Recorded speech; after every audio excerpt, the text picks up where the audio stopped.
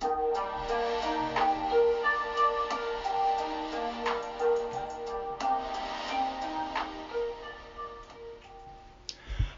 everybody. We are here today to talk about a very important and rather serious issue, being depression. We are your hosts, Zane, Dennis, Elijah, and Elias. Before we also have a guest here today that we'd like to talk about, get maybe a further understanding on the issue here. We have Logan today. Yep. All right. Hi, yeah. Round of applause for Logan. Thank you for coming in, Logan. Yeah, thank you. Appreciate you for able to speak on your experiences. That it would help a lot with this. Oh yeah. First off, before anything, I guess we gotta understand, what do we even know about depression? What do people consider depression as a whole? Well, depression is often it's a disability that affects people worldwide, 300 million to be exact, and it's further ever increasing, and it's usually the result of a combination of life issues / events. I'm sure Logan can comment maybe. Yeah, I completely agree, but it's very difficult for a lot of people to pinpoint their cause of depression. Right, it's usually a huge multitude of things. Because it's not just you being sad; it's more Yeah. than that. It's kind of like when I've heard, it's like you feel like there's an emptiness, a numbness in it. It's based around your entire life, And so I've been noticing it seems to be a more increasing and rising epidemic in younger ages. Oh yeah, and for I sure. think with just factors like social media, with just all these people just having such unrealistic beauty standards, it makes us feel even worse about ourselves, or just unrealistic life expectations just make us feel bad when we're not achieving that. That's obviously why it's more critical today. Generally causing a lower self-esteem and such. Right, I could even see education as a cause because the increasing workload, pressure to get a good job, degrees, bachelor, master. Especially with what's happening with the political climate, bigger Exactly, classrooms, less yeah. teachers.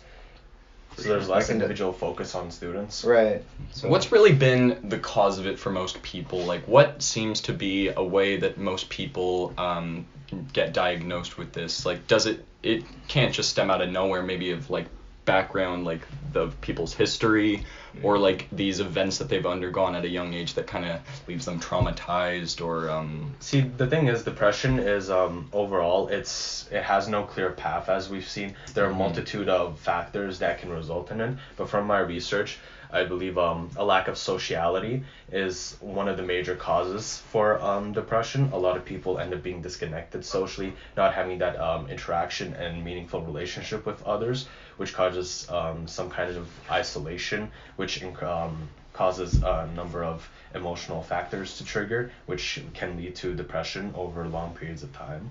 Okay, interesting. And I know that depression is something that is very different for everybody. People will have different lifestyles, even though they're suffering from the same thing. But what I feel like we've all been able to learn is some of the negative effects that it does bring to people, and kind of the way it affects them. People with this disorder are normally they're less active. They just feel more more numb on the inside, and less urges to do anything, to get out and do things more, just because they feel no purpose in that. Yeah, it's characterized by, from what I understand, is persistent sadness, lack of interest or pleasure in doing things, and frequent mood swings, which can also disturb sleep and appetite, cause tiredness, and poor concentration, which are just common symptoms found within people with depression. Not to mention just the social effects of something like depression, right? Crazy. I know what was it? Another example is a student in our school. What was it? I remember posting something on my story about how a lot of people with depression don't really care about the hygiene all that often, and she commended me for talking about it, because often people think that some people just think when you don't even put effort to stuff like your hygiene or organizing your clothes, is often just you don't care about that anymore, because it's just you feel a need to just impress anybody, or just to live in general. So it's just often you lose interest even in the simplest things. The simplest tasks become meaningless too. Yeah, and I remember having a close friend with depression and seeing how one day she would be super energetic and excited, and then the next day she could barely get out of bed. Well, also depression isn't sometimes depression for some people isn't what's gonna be a legitimate disorder for them. It's sometimes a medical condition can mimic some sort of some of the symptoms of it, like so like I feel like vitamin deficiency or something like that, and that can like create increase fatigue or something like that, or symptoms similar to that can mimic depression in some way. But Exactly, absolutely. However, it's very important for us to remember that we can't view depression as like a hopeless battle. Yeah. There are ways to, combat that. And Logan, I'm just wondering, in your experience or anything that you've been aware of, what is a way that most people try to cope and like deal with this kind of destruction? Well, one way is to surround yourself with like positive people who kind of impact you just by being around them. People also use this one thing called CBT, which is cognitive brain therapy, which is kind of like meditation or giving yourself a mantra and kind of changing your thought process so that it's more positive rather than negative, which is the depressive thought process. And other ways is medication, which is probably the most fast-acting one, because CBT takes about like 6 months at least to actually kick in for a lot of people. And some people just don't have that time on them, Yeah. like they need results. And some people quickly. don't even click with CBT, like it just doesn't work for them. But can I ask you about a myth about how like some people usually who have depression think that people outside who think people have depression, they think antidepressants are the way to just instantly go and you're done. But from what I've heard, it's not always like that. Like sometimes they don't work for some people. Is that true in your case? For depression, it's like a trial and error sequence with medications. It's very difficult to pinpoint. There's no actual way to pinpoint a certain medication that'll help you. For me, I'm on my second medication already, and it takes at least a month for each medication to actually feel the good impacts, and even longer for some people. But once you don't feel like good impacts, or maybe it makes it worse a lot of times, you gotta switch on to another one. And there's like a ton of medications out there, like like a ton more than I can list for sure. And I have a question actually. Antidepressants are known to generally kick the depression, but could you talk about maybe the side effects of the treatment and how? Right, there are risks Yeah. with anything. Could you Side talk about effects maybe and the side such. effects and the risks? Well, there's no really risks to it. Otherwise, the doctors wouldn't kind of like loosely give it around to people who are depressed. But I guess one of the risks is that if you have a certain dosage of medication and someone who's depressed is suicidal, they may want to use that to kind of as a way to end their life. But mainly the side effects are what takes it the most. For side effects, it's usually like fatigue or like just sometimes people talk more or talk less, or just like seem more tired.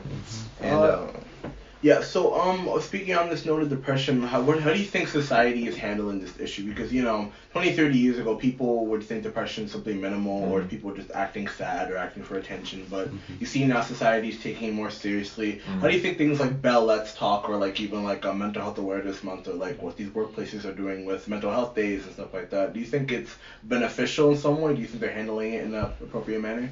Yeah, for sure. There's these free mental health clinics that are kind of walk-in clinics for people with mental health issues that you can go to and get help with.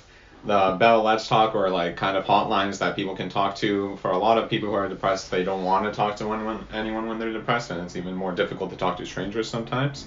But those of course they help some people. I feel like society, like in youth, depression has kind of lost its meaning and severity with how people kind of say they're sad, they're depressed. Like if they're just like maybe they didn't eat lunch today, they're like, oh, I'm so depressed, which is kind of complete over exaggeration. So I think it loses some meaning in the youth, but otherwise people are handling certainly a lot more with like care and stuff. I think that's definitely a good thing to shed more light on this. Right. Why we're making this in the first place, to let people know of alternative solutions, or maybe the origins of this kind of like state that people are in. And definitely the distinction between feeling sad and actually being depressed. I feel like that's And their feelings are still very valid, but I think it in some ways is inappropriate to kind of like use something big like depression that has really just negatively affect a lot of people for some trivial things like nobody liked my photo, or I wasn't able to eat, when it's like it's more than just that. Exactly, correct. To be able to properly differentiate what's just a bad day versus actual depression and such. Exactly. To kind of end on this note here, we just want all of you to realize, I guess, that depression is a very critical situation, and it should not just be swept under the rug or ignored.